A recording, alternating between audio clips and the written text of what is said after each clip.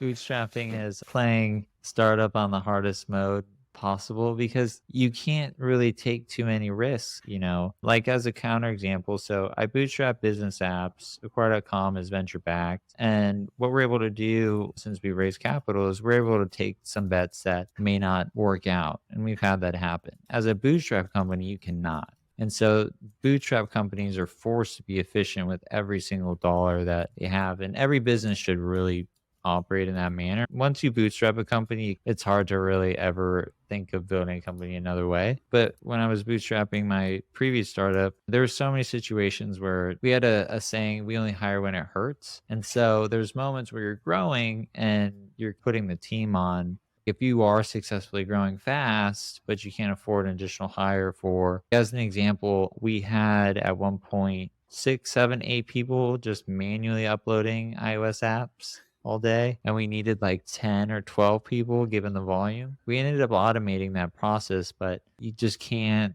afford to just build out the team that you really need to go from 5 to 10 million within the first 2 years. So you have to do all the sales calls yourself. You have to figure out the marketing strategy. You got to figure out the product strategy. You don't have the luxury of building a modern tech stack with HubSpot and SalesLoft and a ton of different, like a nice dialer and stuff like that. You probably also can't get an office. Not necessarily you need one, but there's just so many things that you have to work to obtain. But what that does is it builds a culture of just pure grit and determination, because you can't buy your way out of problems. You have to find creative solutions.